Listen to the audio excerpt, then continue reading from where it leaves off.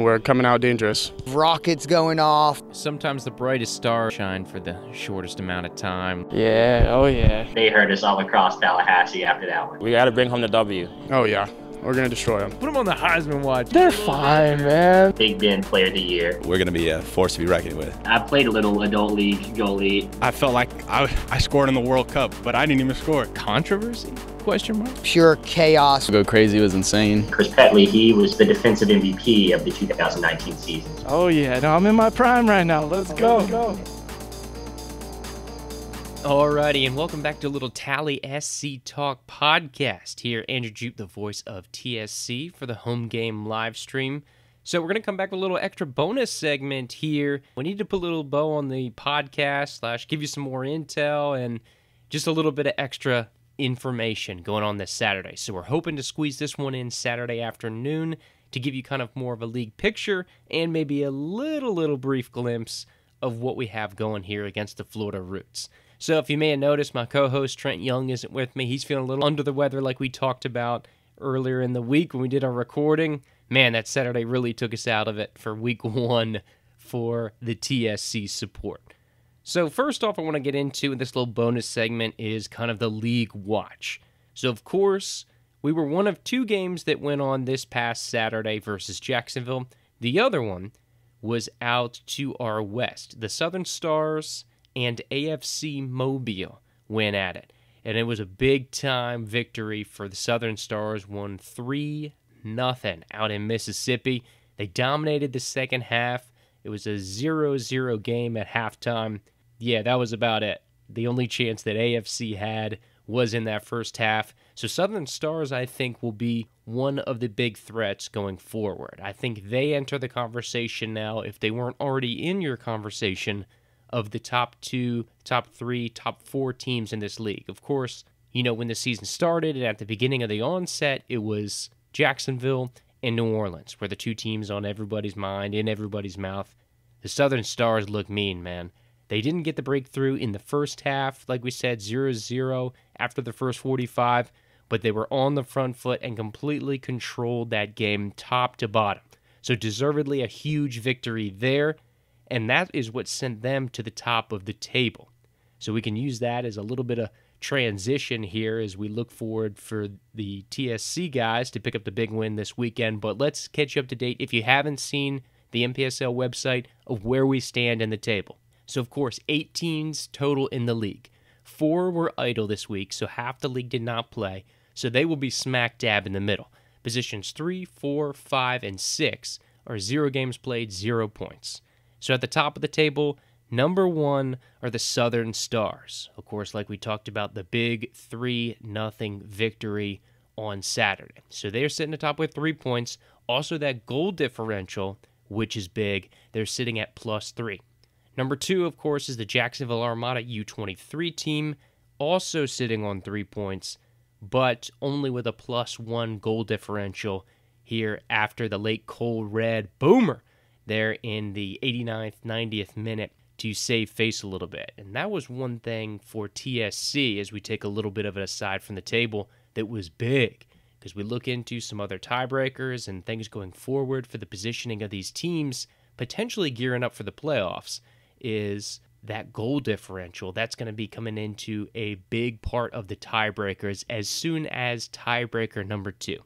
So those are the first 2 positions in the table. Of course, like we said, 3, 4, 5, 6, 0 points, 0 goal differential, 0 games played here for the other 4 in the mix. It's going to be Port FC. That's going to be Florida Roots, our upcoming opponent on Saturday. It's going to be Pensacola FC, and it's going to be the Jesters from New Orleans. So TSC is going to come in at number 7, 0 points, 1 game played, -1 goal differential. So that goal differential, like we talked about, going to be the big factor, and one of the reasons why we're not bottom of the table, which leaves only one team. AFC Mobile is probably going to be one of the more beatable teams in this league if you had to look at it truthfully and face value. They're, of course, coming with us from the Gulf Coast Premier League, so we're familiar with them. We know what to expect, and they'll have a couple of the same players there from that. But A really tough showing from them, so they'll be looking to answer. That'll be an interesting opponent going forward that we'll see here for TSC as well. But they're going to be bottom of the table, number 8 right now, 0 points, 1 game played, goal differential of -3. So, going back to the goal differential, once again, it's going to be huge. We found out that the top 4 teams here of the Gulf Coast Conference will be going into the playoffs. So, a lot of people are kind of assuming, of course, still 13 games to play for us, and 4 of those teams still have 14 games to be played. So we have 6 more home games, 7 more away games. So, guys, plenty of time for TSC to catch up. This is not kind of a gloom and doom situation. But when you're going into the season and people predicting and projections and all that kind of stuff, the top 3 seeds, not in any particular order, New Orleans, Jacksonville, and the Southern Stars is that 3rd team. So, a lot of people are kind of putting the remaining 5 teams that we listed earlier fighting for that 4th spot. TSC obviously going to be a big contributor to trying to get into that final 4th spot to get into the playoffs. Of course, those will be semifinals and finals for the conference championship, and that team will progress into the South Region Championship. And this kind of plays into a bigger factor that we talked about that we didn't get to in the last pod, is kind of this soccer pyramid here in the U.S. When we look at it, obviously the MLS is the top pyramid, and the trickle down, we fall here in the NPSL at Tier 4. So there are some spots for some qualifications for the U.S. Lamar Hunt Open Cup, which is any team in any level of competition sanctioned in U.S. soccer is going to be eligible to potentially compete for a championship. So if some of these smaller clubs go on runs, like our boys from TSC, we could potentially be playing some bigger clubs like the Philadelphia Union, Orlando City, Inter Miami. All these other squads could be down the road. Of course, we got to finish in the top 4 to make the playoffs, and we have to win the Gulf Coast Conference to be able to jump into this to get into the semifinals for the South region, as of course we're one of 4 conferences in the South region of the NPSL. It's a 14-team conference. So Gulf Coast is just one of 14 all over the nation. Pacific Northwest, California, Texas, Northeast, all over. And so this will be a huge step potentially for TSC, but of course, like we said, a long way to go on that. But, it's something to dream for, something to think about, and something cool that we can anticipate having an opportunity to compete for. So we did kind of dial that back, and we want to take a look down the schedule of what we can see, because it's going to be a little bit of a tough stretch coming up. Of course, a couple of road games, starting with the Florida Roots. And so basically want to try to steal one, like Coach talked about, like some of the guys talked about, try to steal 3 points, and it would be huge for TSC to get the 3 points here this week. Because if you get those 3 points, you're going to put yourself in the middle of the table, you'll be averaging 1.5 points a game, and you'll be able to kind of replace that win that you would have liked at home with one on the road. The old soccer adage is win at home, tie on the road, to kind of get that 75% win percentage, if you will. And so obviously taking the loss at home, but that was to one of the better teams in the league, so you can kind of put that one with an asterisk. But when you have gettable games, you got to get those points.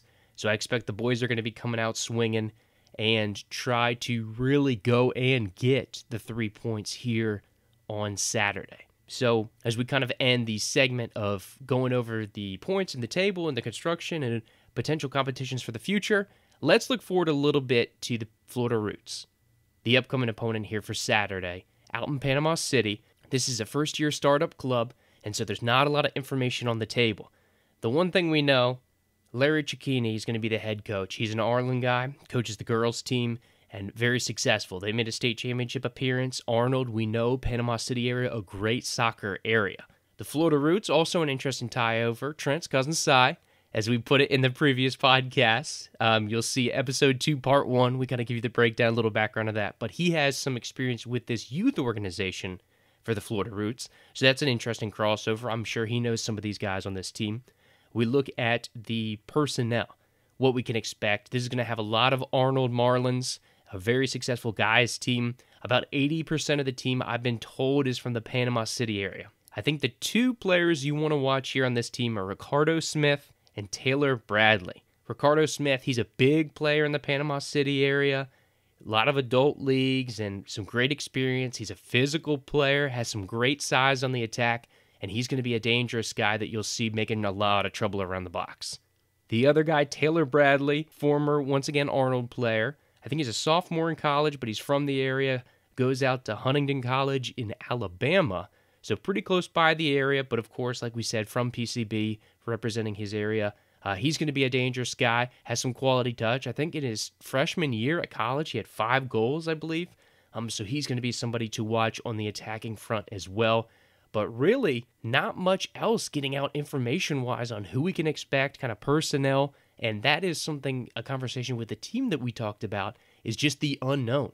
We do not know the Florida roots. Jacksonville, we knew was going to be a powerhouse, loaded with D1 guys. We knew kind of what the roster looked like, what the approach would be. We knew they were going to be attack-oriented, as they showed in the first half of the game Saturday. But Panama City, we're going to have to develop it, discover, and adapt on the road.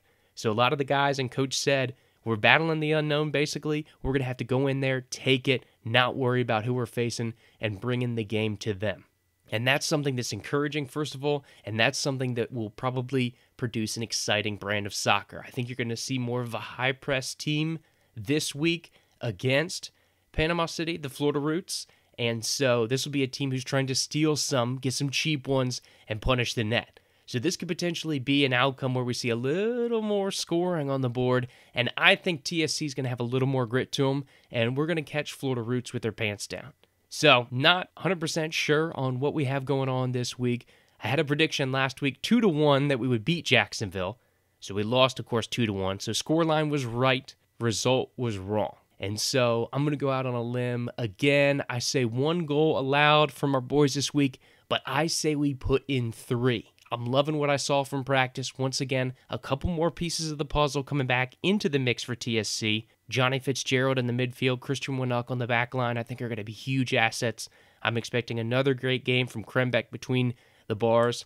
I'm expecting another great game from midfielder, attack player, Levi Nasimba, one of the ones that kind of flew under the radar here in this game. But looking back at film and talking to coach, he was very, very impressed with Levi. So I think he's going to continue to do some damage. He's a physical presence on offense and really create space and really can do some damage. And he's one of those players we talked about, can win aerial balls as well. So look for set plays to be a bigger part of things this week. I'm thinking we'll probably start similarly, probably not going to see a 4-4-2 like we saw in the second half of the game on Saturday. You know, you're probably going to see more of a 4-5-1, really looking to capture a little more possession. But don't get it twisted, because you can easily see a 4-5-1 turn into what looks like a 4-3-3 with a little offensive pressure and some excitable midfield players, which I think we will see here out on the pitch. So within that formation, still a lot to be determined and a lot of personnel battles still to be decided. But we don't know the starting lineups yet. Obviously, we're dropping this here on Saturday, so do not know the starting lineups. But we can tell you the top 18, the game day roster, the choices that Coach Bruno will be able to decide from. Of course, MPSL rules make you submit those Friday night, and so we're able to see those here. So the list, you're going to see game day roster if you're scoring at home. Number 1, in goal, Oscar Herrera. Number 3, Mike Zamora, the defenseman. Number 5, David Monroe. Number 6, Drew Daunt. Number 7, Bennett Mitchell. Number 8, Cy Fontenot. Number 9, Justin Laird. Number 11, Mason Solari. Number 12, Corey Osgood. Number 13, Jacob Schmoker. Number 14, Joseph Peralta. Number 15, Johnny Fitzgerald. Number 16, Aaron Wimberly. Number 17, Cole Red. Number 18, Nick Ramsden. Number 19, Christian Winuck. Number 22, Levi Nasimba. Number 24, Brandon Krembeck. So obviously notables, Krembeck and Herrera, going to be your 2 goalkeepers that they'll have the option of picking from. Monroe, once again, going to be in the mix here. So same defense. They're going to add Winuck, number 19. He's coming into the lineup. We talked about Johnny Fitzgerald in the midfield. He's added to the mix as well, number 15.